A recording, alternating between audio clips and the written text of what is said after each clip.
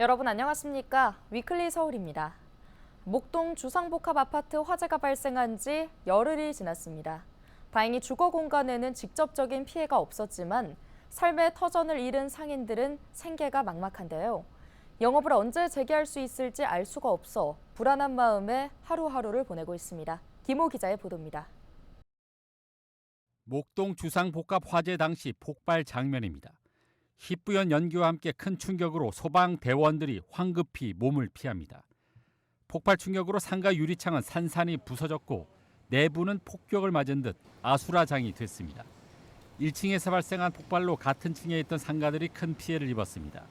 지하 2층에서 시작된 불은 지상 주거 공간으로 번지진 않았지만 상가가 있는 저층 공간에 큰 피해를 입었습니다. 이런 다 개인 매장들은 하루 매출 벌어서 하루 일하는 사람들인데 이게 지금 짧은 기간에 해결이 되지 않을 거라는 얘기를 자꾸 하니까 그 마음이 또 불안한 거고.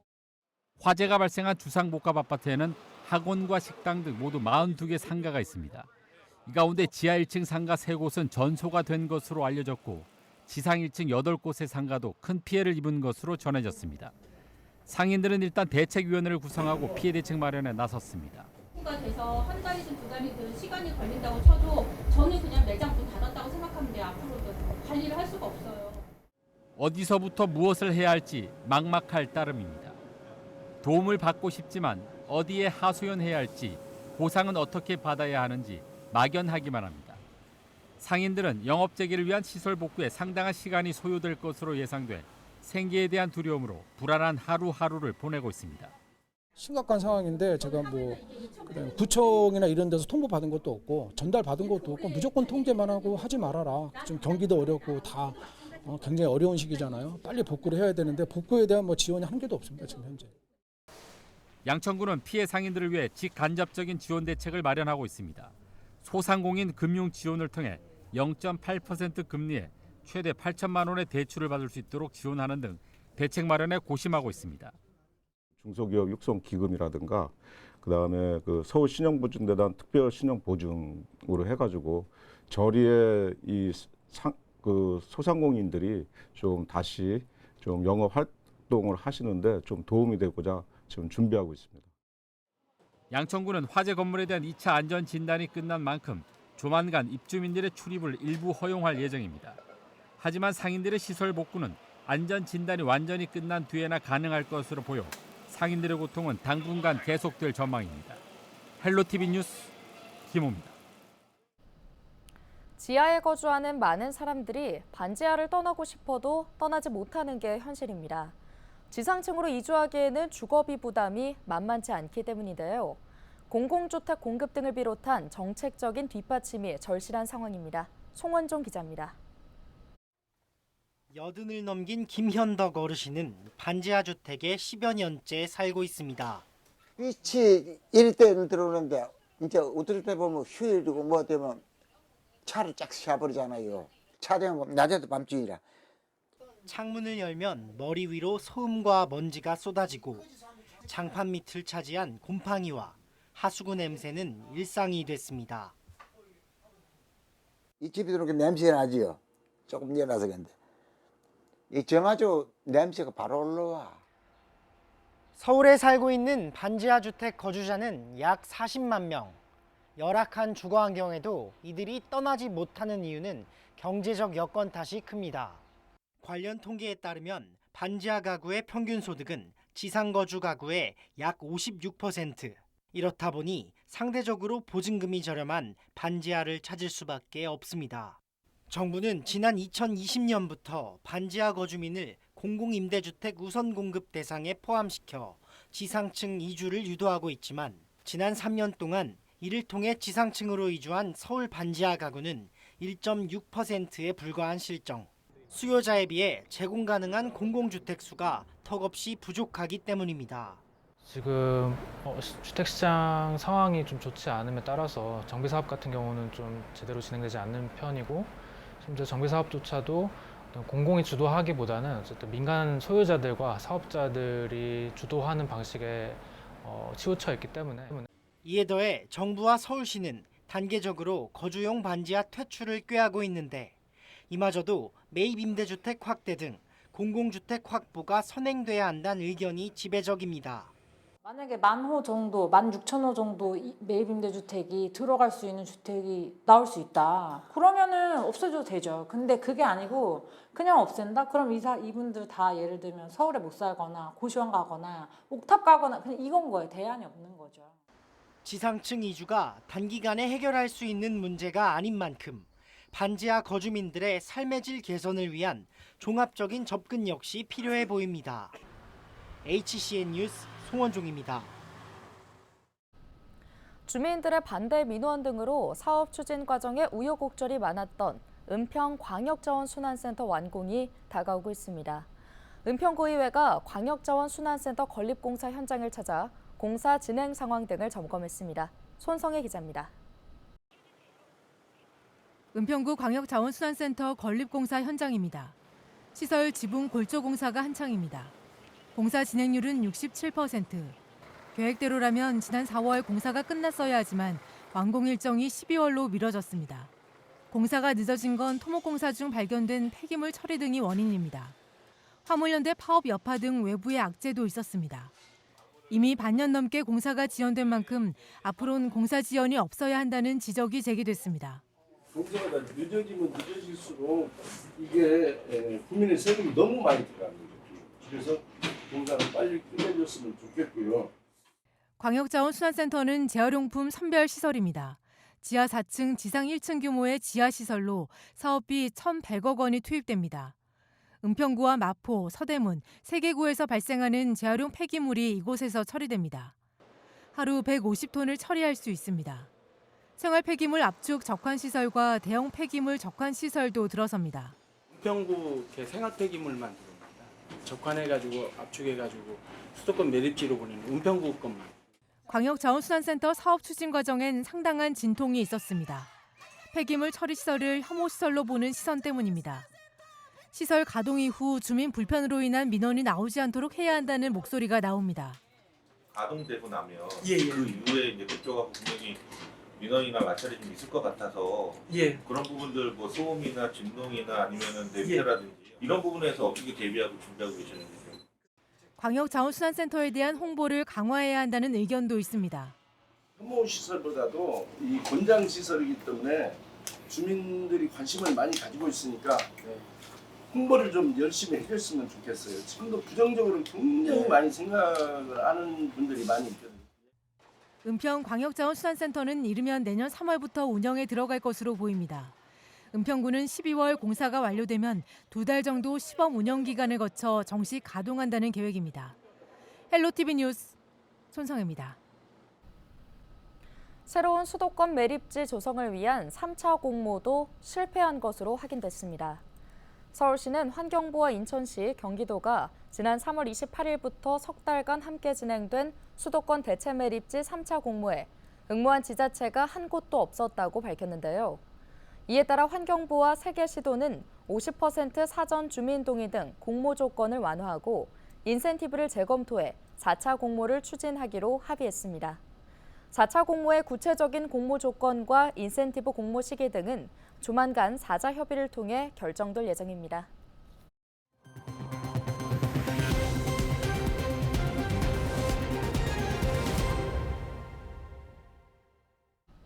서울시의회 첫 여성 시의장이 탄생했습니다. 그 주인공은 바로 최호정 서울시의원인데요. 서울 시민의 행복을 강조하며 섬세한 의장이 되겠다고 밝혔습니다. 김대우 기자가 보도합니다. 서울시의회에 새 역사를 썼습니다. 최호정 서울시의원이 제11대 후반기 서울시의장이 됐습니다. 첫 여성 시의장입니다. 이제 지방자치가 시작된 지 68년 만에 처음으로 서울시의회 의장으로 당선돼서 개인적으로 참 영광스럽고 전체 서울 시민을 대표하는 의장으로서 일하겠습니다. 섬세한 의장이 되겠다고 밝혔습니다. 시민 모두가 행복한 서울을 만드는데 최선의 노력을 다하겠다고 했습니다. 민주당과의 소통도 약속했습니다. 서울 시민들께서 어려움이 닥치셨을 때 가장 먼저 기댈 곳, 가장 먼저 찾아가서 얘기할 수 있는 서울시의회, 서울시에서 생활하시는 모든 분들께서 참 서울에서 사는 게 행복하다 그렇게 느낄 수 있는 서울 만드는 데 최선을 다하겠습니다. 전반기 김영기 시의장이 중점 추진한 저출생 해소 등을 이어가겠다고도 했습니다. 무엇보다 지방자치 발전을 위해 힘쓰겠다고 강조했습니다. 지금 지방자치가 많이 발전하고 있지만 한 걸음 더 도약해서 저희가 인사권은 가졌지만 아직 조직권과 예산권이 완전하지 못합니다. 그래서 완전한 지방자치를 만드는데 노력하겠습니다. 앞으로 2년 동안 특히 다음 지방선거 때까지 서울시의회를 이끌게 됩니다. 어떤 정치적 행보를 펼칠지 주목되고 있습니다. BTV 뉴스 김대우입니다. 푹푹 찌는 여름, 멀리 시외로 나갈 필요 없이 가까운 서울 도심 한강에서 여름을 즐길 수 있는 시설들이 문을 열었습니다. 시민들의 방문을 기다리는 한강 야외 수영장과 서울 수상 레포츠 센터의 모습, 김진중 기자가 전합니다. 요트, 윈드서핑, 카약 등의 수상 레저를 즐길 수 있는 서울 수상 레포츠 센터가 난지 한강공원 내 모습을 드러냈습니다. 요트와 보트 등 수상 레저 기구와 선박을 보관할 수 있는 수상 계류장은 물론 카약, 카누 등의 수상 레포츠를 교육하고 체험할 수 있는 지원센터도 조성됐습니다. 2층 규모의 지원센터에는 탈의실, 샤워장의 편의시설과 함께 한강을 조망할 수 있는 옥상 전망대도 마련했습니다.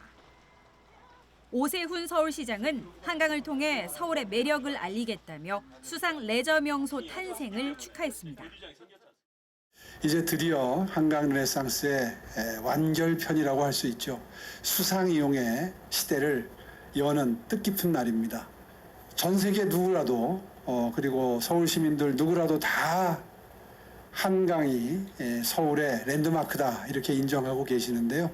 그 우리의 자랑 랜드마크가 이제 비로소 우리의 일상생활 속으로 우리의 일상의 여가 속으로 들어오게 되는 것 같습니다.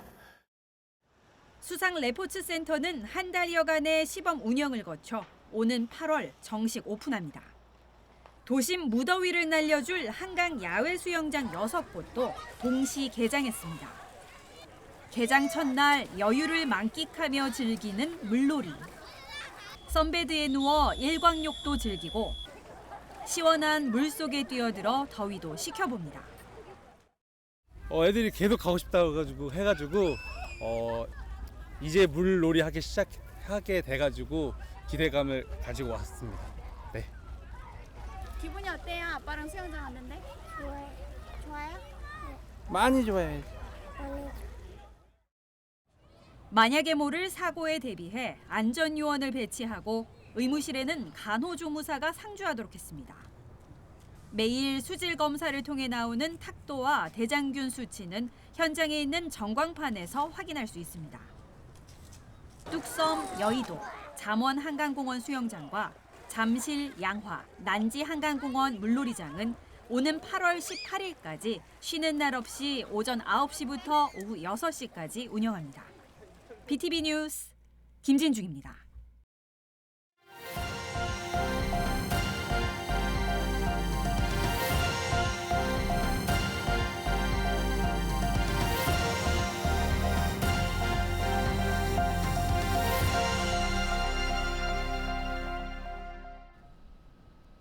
일 1인 가구의 사회적 고립과 고독사 예방을 위한 대책 마련이 시급하다는 지적이 은평구의회에서 제기됐습니다.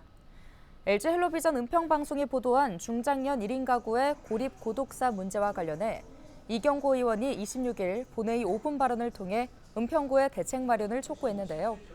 이 의원은 1인 가구의 고립, 고독사 문제가 심화하고 있다는 LG 헬로비전의 보도와 서울시 실태조사 결과 등을 언급하며 1인 가구 돌봄 정책 마련이 시급하다고 말했습니다. 최근 은평구 고독사 발생 현황을 보면 23년 1월부터 올해 4월까지 8분이 돌아가신 걸로 확인이 되었습니다. 은평구의 1인 가구는 24년 현재 40.6%로 1인 가구 수가 가파르게 증가되었습니다. 이경고 의원은 1인 가구에 대한 지원책을 연령별 계층별로 보다 세심하게 살펴보고 관련 정책을 추진할 수 있는 인력과 예산이 필요한 때라고 강조했습니다. 그러면서 은평구가 조직 개편을 통해 1인 가구 지원팀을 과로 승격해야 한다고 주장했습니다. 1인 가구 증가 추세와 광범위한 정책 수행 범위를 감안할 때 최소한 과 단위로 승격을 해야 된다 생각합니다. 본 의원은 은평 구민 누구도 홀로 외롭게 죽어가는 일이 없도록 앞으로도 1인 가구 지원과 고독사 예방을 위한 정책을 지속적으로 살펴보고 개선점을 제안하겠습니다.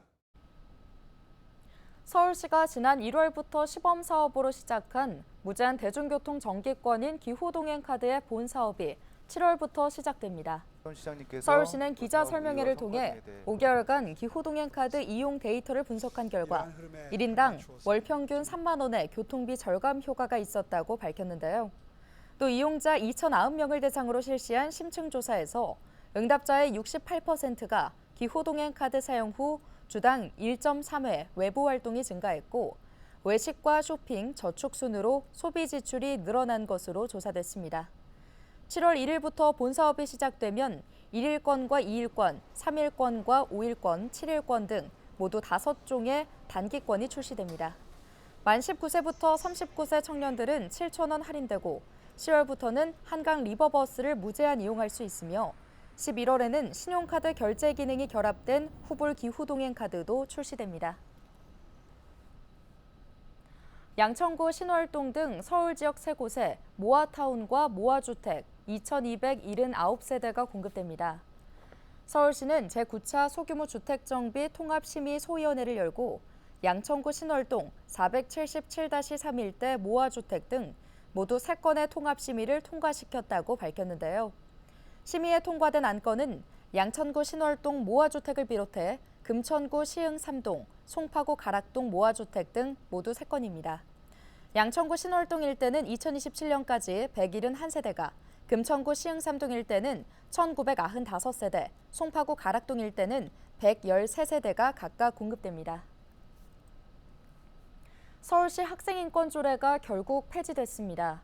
서울시의회가 25일 본회의를 열고 조희연 교육감이 제의요구한 서울시 학생인권 조례 폐지 조례안을 가결했는데요.